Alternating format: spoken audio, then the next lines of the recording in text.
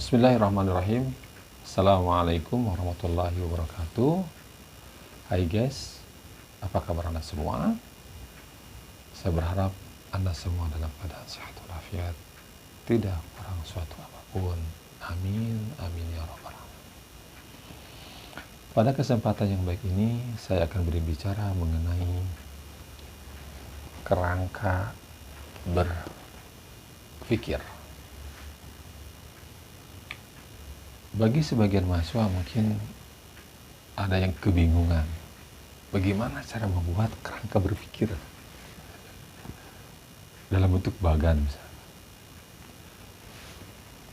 Teman-teman mahasiswa, para pejuang skripsi, tesis dan disertasi, untuk lebih mudahnya gini, sebenarnya kerangka berpikir ini adalah perwujudan dari latar belakang.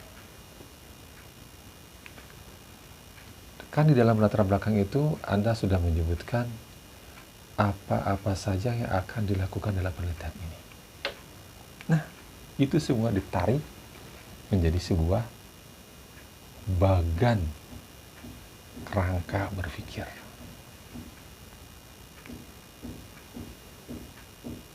Dari awal sampai akhir, sampai ketemu dengan hipotesis. Jadi isi daripada bagan tersebut tidak lain adalah sebenarnya apa yang ada di dalam latar belakang itu sendiri. Dari awal sampai akhir, sampai ketemu dengan hasil yang diharapkan, yang disebut dengan hipotesis. Ada 3 hal memang yang paling penting di dalam isi kerangka berpikir adalah, yang pertama raw input, yang kedua proses, yang ketiga output.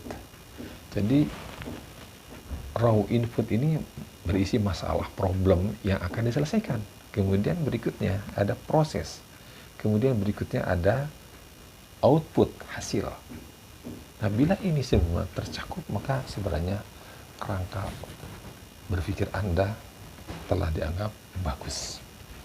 Untuk lebih jelasnya, saya akan memberikan 2 contoh kerangka berpikir. Berikut ini contoh kerangka berpikir. Kerangka berpikir ini berjudul Hubungan Gaya Kepemimpinan Budaya Organisasi Terhadap Kinerja.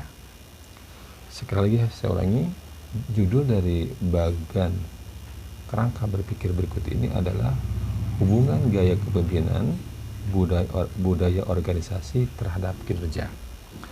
Nah, di dalam contoh ini Anda bisa melihat kotak pertama berisi permasalahan di PT X, memuat 4 poin. Kemudian di sampingnya ada hubungan antar 2 masalah, di sini dengan ditunjuk dengan panah yang bolak-balik. Berarti ini hubungan timbal balik dengan landasan teori, ada 3.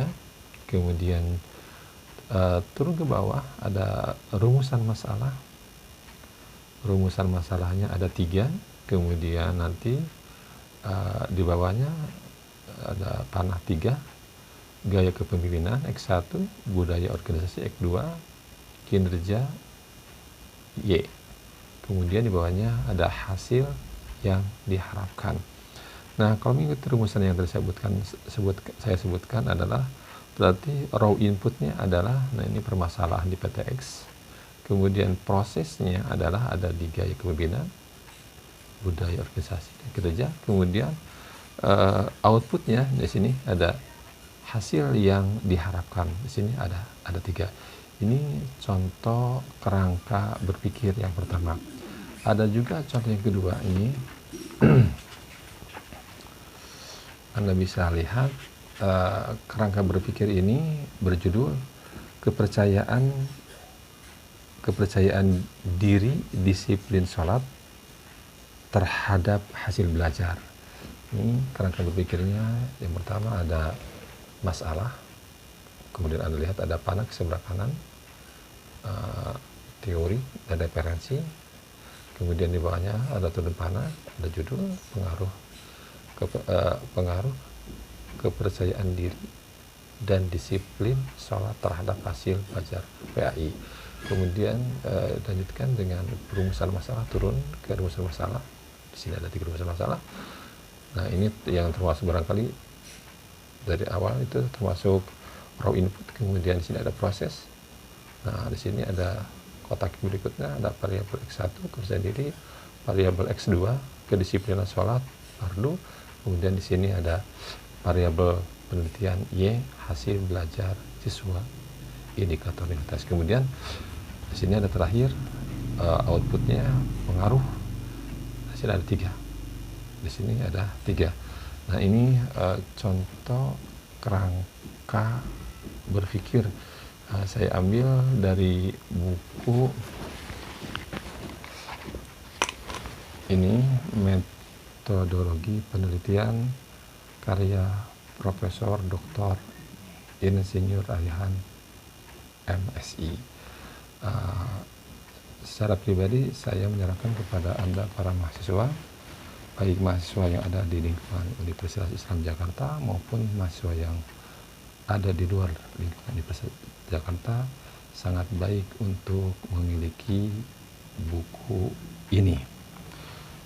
Setelah bagan kerangka berpikir tercipta, biasanya diikuti dengan narasi daripada bagan itu sendiri. Jadi nanti peneliti akan menarasikan bagan itu dalam bentuk tulisan, pernyataan, keterangan, penjelasan dari semua yang ada dalam bagan tersebut.